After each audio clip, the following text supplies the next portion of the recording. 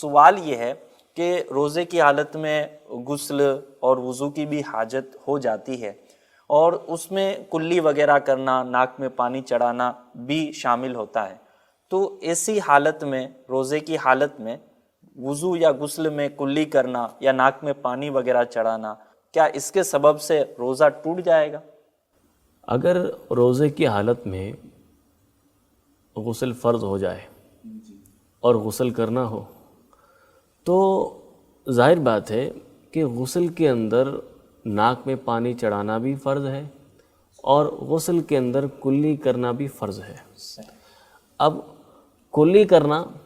یعنی منہ کا اندر کا جو حصہ ہے وہ اچھی طرح دھونا، اور ناک میں پانی چڑھانا اس کا مطلب یہ ہے کہ ناک کے دونوں نتنوں کے اندر جو نرم حصہ ہے، نرم حصے کو دھونا۔ نرم حصہ ناک کی سخت ہڈی شروع ہونے سے پہلے تک ہے، یہ اوپر سخت ہڈی ہے، اس سے پہلے یہ نرم حصہ ہے، تو یہاں تک پانی پہنچانا، یہ غسل کا اہم فرض ہے۔ کلی کرنا بھی اس طرح کلی کرنا کہ منہ کے اندر ہر حصے پر پانی پہنچ جائے، اور ناک کے اندر پانی چڑھانا کہ یہ نرم حصہ ہے یہاں تک دھل جائے، یہ غسل کے اندر فرض ہے۔ اور وضو کے اندر یہی دونوں باتیں سنت مؤکدہ ہیں۔ لیکن روزہ نہ ہو تو وضو کے اندر بھی اور غسل کے اندر بھی یہ دونوں کام کرنے کے اندر مبالغہ کرنا یہ سنت ہے، مستحب ہے۔ مبالغہ کا مطلب کیا ہے؟ کلی کے اندر مبالغہ کا مطلب یہ ہے کہ کلی کرتے ہوئے غرغرہ بھی کیا جائے۔ غرغرہ کا مطلب یعنی حلق کی جڑ تک پانی پہنچائیں اور اسے خوب وہاں پر ہلائیں، اس کو غرغرہ کہتے ہیں۔ اور ناک میں پانی چڑھانے کے اندر مبالغہ یہ ہے کہ پانی کو سانس کے ذریعے کھینچیں اور ناک کے نرم حصے سے بھی آگے ناک کی جڑ تک پانی پہنچا دیں۔ یہ اس وقت سنت ہے، مستحب ہے، جبکہ روزہ نہ ہو۔ روزہ نہ ہو تو کلی کے اندر بھی مبالغہ ہونا چاہیے، غرغرہ تک ہونا چاہیے، اور روزہ نہ ہو تو ناک میں پانی چڑھاتے ہوئے بھی ناک کی جڑ تک پانی پہنچایا جائے۔ لیکن روزہ دار کے لیے یہ مبالغہ کرنا مکروہ ہے، اس لیے کہ حدیث پاک کے اندر یہ مبالغہ کرنا روزہ دار کے لیے نہیں فرمایا گیا۔ اور پھر دوسری وجہ یہ ہے کہ اگر آدمی اس میں ذرا سے بے احتیاطی کرے گا تو ہو سکتا ہے کہ روزہ ہی ٹوٹ جائے۔ آدمی غرغرہ کر رہا ہے اور پانی اس کا حلق سے نیچے اتر گیا، یا کوئی ناک میں پانی چڑھا رہا ہے، تیز سانس کے ذریعے وہ پانی کو ناک کی طرف کھینچ رہا ہے تو پانی دماغ تک پہنچ گیا۔ تو روزے کے اندر چونکہ روزہ ٹوٹنے کا خدشہ ہے، اندیشہ ہے، اس لیے یہاں پر مبالغہ کرنے کا حکم نہیں ہے۔ البتہ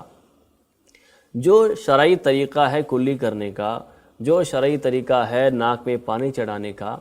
ان دونوں طریقوں کے مطابق اپنے غسل کو اور اپنے وضو کو کمپلیٹ کیا جائے گا۔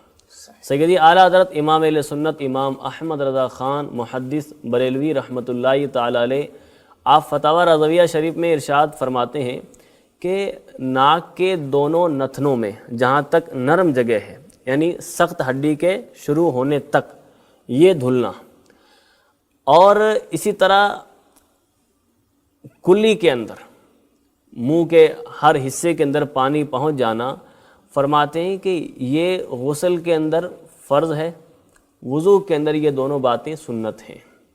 اور پھر آپ فرماتے ہیں کہ اگر ہم اس کا ورڈ دیکھیں کہ عربی کے اندر ناک میں پانی چڑھانے کو استنشاق کہا جاتا ہے،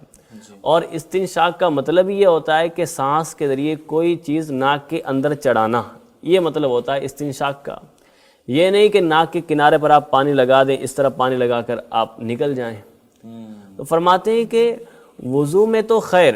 اگر کسی نے ایسا نہیں کیا، یہاں اوپر پانی نہیں چڑھایا اور صرف ناک تک پانی لگا لیا، تو وضو کے اندر تو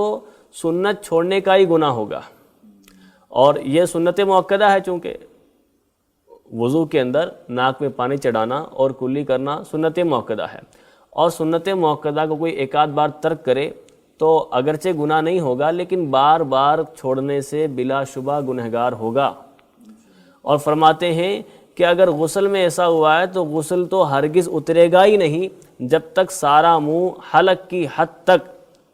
وہاں پر اس کو دھلا نہ جائے.